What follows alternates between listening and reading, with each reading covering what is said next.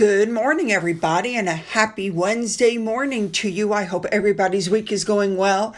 We have another video. Oh my gosh, so much information. Let's just jump in and get busy, shall we? Let's go. I'm going to start off with Highgrove Gardens because in recognition of the campaign for the month of wool, they have a beautiful collection of throws and scarves and other accessories woven from pure new wool or lamb's wool, and the pictures were just gorgeous. So if you're looking for something, that's where you go. All right, let's go to the Beckhams really quickly. They have a mansion that has a single lane cul-de-sac access, which, by the way, is also the only way that visitors can drive to a place called Soho Farmhouse, which is a nearby retreat that's billed as a quote-unquote rural escape, where members can go for swimming and their health club, and they can, do clay pigeon shooting, etc. And in the summer, it's really busy, and they're on the same road that serves as the Beckhams' way to get to their own private house. And so they've applied for use of part of an existing agricultural tract to have a secondary residential access.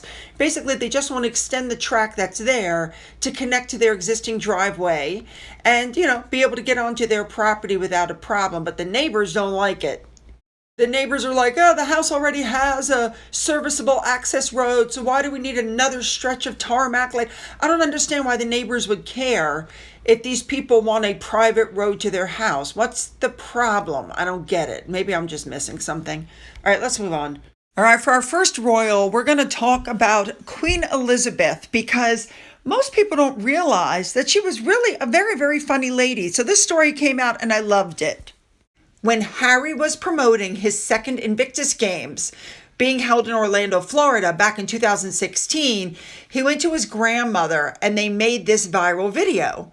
Apparently, it only took 2 takes, if you could imagine this one. So in this video, just in case you didn't see it, Harry is sitting with his grandmother talking to her about the Invictus Games when suddenly he gets a notification on his phone that he has a message from Barack and Michelle Obama. And he goes, shall we watch it together? And in the clip, Michelle and Barack Obama are seen standing with their arms crossed with 3 service personnel behind them dressed in uniform. And Michelle goes, hey, Harry, remember when you told us to bring it at the Invictus Games? And Barack goes, careful what you wish for. And the person behind goes, boom. Yeah. This was talked about in the book Courtiers, the fact that the Queen absolutely loved it. And this wasn't the first time she had done something like this, so it wasn't that big of a surprise. But the Queen had more of a sense of fun than she was getting credit for. Do you guys remember when she parachuted into the Olympic Stadium for the opening of the London 2012 Olympic Games after she met James Bond at Buckingham Palace? How about with the Queen with Paddington Bear not long before her death? This woman was absolutely fabulous. I love it. And I'm glad that she did all of these skits. All right, let's move on to King Charles. He had a busy day. He visited, I hope I'm saying this right, Staffordshire for an engagement at Lichfield Cathedral. Now, crowds were lined up outside the cathedral to get a look at this man and say hello to him. 14 years after Queen Elizabeth last visited the historic landmark. So, of course, he said hello to everybody before he made his way inside. There was a lot to see, a lot to do. Now, he saw lots of things, but one of the really cool things that I think it was he saw the table for the nation positioned in the nave. Now, this was crafted from 5,000-year-old Fenland black oak. While he was there, the king was serenaded by a choir. He made time to speak to members of dozens of community groups, including reps from the city's food bank and Liberty Jamboree, which supports young people with learning or physical disabilities, as well as volunteers from the cathedral's embroiderers.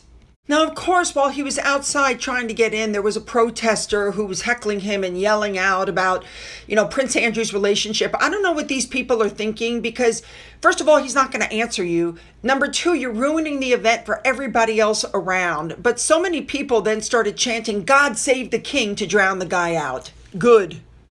Now, when he was done with that, King Charles unveiled a memorial to lesbian, gay, bisexual, and transgender military personnel after a decades-long campaign against a ban on being gay in the armed forces. This is King Charles's first engagement in support of the LGBT community. He visited a sculpture that's been named an open letter at the National Memorial Arboretum in Staffordshire. Now, this memorial is dedicated to those from that community that are now serving in the forces, as well as those who served at a time when it was illegal to be gay in the military. And during the ban, which lasted until the year 2000, those who were gay or perceived to be gay faced intrusive investigations, dismissal, and in some cases, imprisonment. This is a bronze sculpture that resembles a crumpled piece of paper containing words from personal letters which were used as evidence to incriminate people. It was designed by Norfolk-based artist collective Abraxas Academy. And affected veterans, many who attended the ceremony, said the monument signified closure after years of campaigning, first to change the law and then to push the government to make reparations. There was one woman there, I can't pronounce her name. She stated she didn't realize she was a lesbian when she joined the Women's Royal Air Force in 1976, but she then divorced her husband. She was posted to the RAF Gibraltar, where she worked as a telegraphist, but when a colleague saw her kissing a woman from the Royal Navy, it was the end of her service after 10 years. She had intrusive interrogation. She was asked intimate questions about her sex life. She was outed to friends and family and lied to in an attempt to get her to give up the names of other gay personnel. I'm glad they made reparations to this woman. I mean, her career was ruined, Terrible. All right, let's move on. Oh, yes, I've heard the news. Andrew and Sarah have finally agreed to leave Royal Lodge, but they want 2 homes in return. They want Frogmore Cottage. Can you believe this? I'm shocked. And Fergie wants Adelaide Cottage, which is where William and Catherine are currently leaving, but they're going to be leaving next month to go into their new home. So no one's sure how this is going to go down, but this is what I don't get. First of all, who is Sarah to demand anything? She is divorced from Andrew. She has lived for free with Andrew. Why is anybody giving her anything for free? The first thing they need to do is get her to sign an NDA. That's the first thing. But I guess the point is neither houses need renovation. It wouldn't cost the taxpayers anything else on security because they're in the Windsor Castle security perimeter. I mean, I get it. But, these two have lived together for forever. Why do they suddenly need 2 separate houses? Now, I don't understand why they're saying this, but Frogmore Cottage, they're saying, is too small for both of them. And the 2 cottages are around the corner from each other, so they can see each other whenever they want. And they would both have space for their daughters and their families to visit. I don't understand what the problem is with Frogmore Cottage. We all know what Harry and Meghan did to that place. It has underfloor heating. It has a copper bath, garden barbecue, vegan paint. Come on.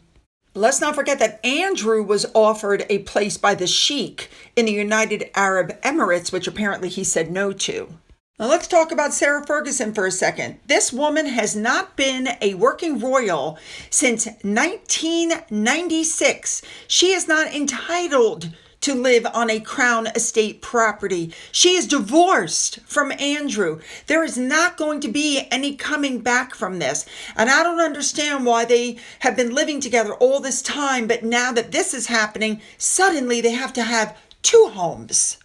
Now, as I just stated to you a minute ago, both of these houses don't need renovation. They don't need further protection because they lie in the Windsor Castle security perimeter. But the problem is, I don't think that William and Catherine want them as neighbors.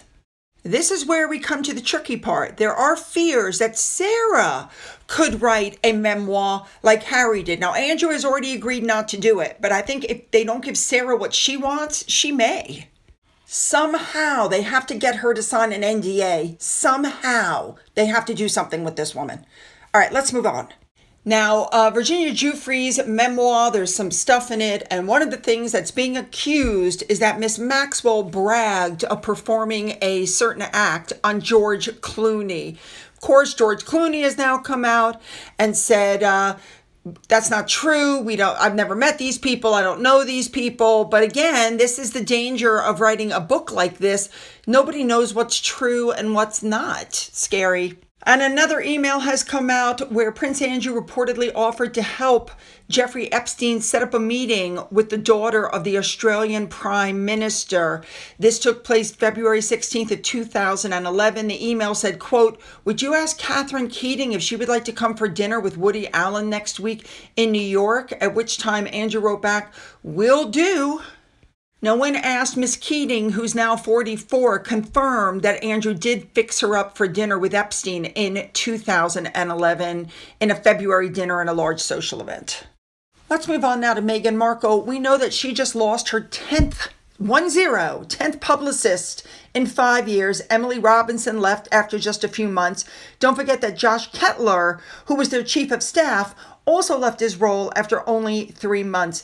His exit was characterized as a mutual decision, saying that it wasn't the right fit for him. That's not really what's going on. You have to know that working for them is very chaotic. The staff doesn't stay for any length of time. They make an appearance and they go. But it's pretty obvious that the job they're expected to do is not the job that they thought they were going to have. Meghan, of course, is probably disagreeing with everything that they're trying to do. She wants to control everything. So she tells them what to do. There's a bunch of PR errors. And then, of course, they take the hit for the PR problems. Let's not forget that per the Vanity Fair article, working with Meghan was really, really awful. People required long-term therapy after working with her.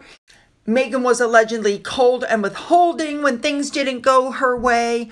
All kinds of problems. She's been accused of bullying on both sides of the pond. I honestly don't know why she even bothers to hire staff, since she won't just sit back and let them do their jobs. Now, we know whenever something bad happens, they try to distract us. Here you go. Archie and Lilibet go pumpkin picking, and Meghan puts out this video. So let's take the video apart and take a look at it, okay? First of all, they show a completely empty pumpkin patch. They apparently have shut the thing down for the family. You see Archie running through the pumpkin patch. Wait, we've seen that kind of thing before, haven't we? Yes, we have. Archie probably running through the exact same pumpkin patch years earlier. FYI, a big thank you to Nancy Sidley. Apparently, the pictures that she put up showed everybody where she was. So it wasn't a big secret where this place is. So you see some other pictures. Meghan is out of touch, wearing like a $2,000 outfit so that she matches her son. These two do not look loved up in any way, shape, or form. They try really hard, though, to show them as a loving family. Look at us. We're out doing family things together. Now, let's look at the daughter. First of all, she's in the same pink pajamas. Number 2, I believe she's wearing pull-ups. She's 4.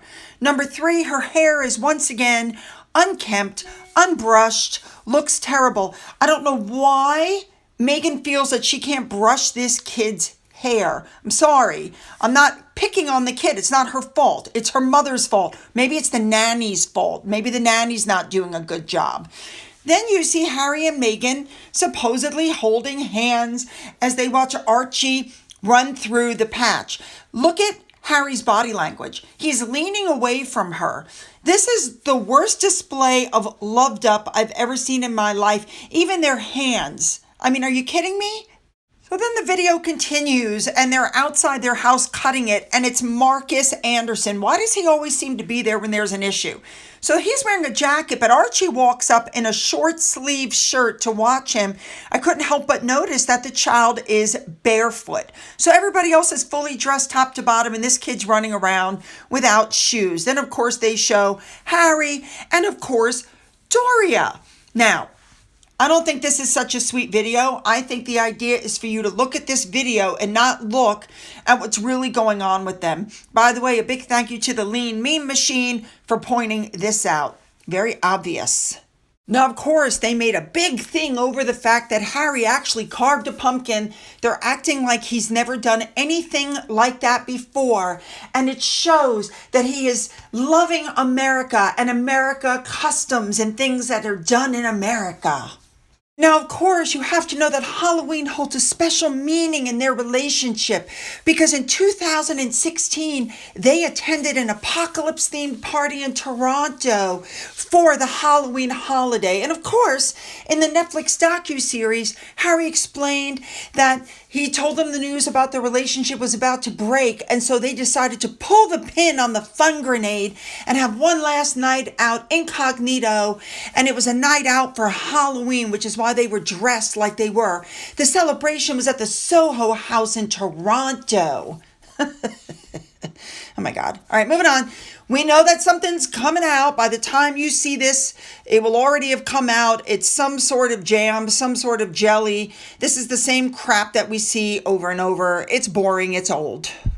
Oh my goodness. All right, you guys, you know what I want. Put those comments down. Make them good. Don't forget to hit the like and the subscribe button and the bell for all notifications. Then go down into the description box where you'll find the links to my Twitter, my Gettr, my Rumble, my email, a link to my second channel, a link to my father's book, which is still up for sale on Amazon, and a link to my Amazon wish list, as well as a physical address. For those of you who have donated to my coffee fund, thank you so much. And as always, you guys, have a great day.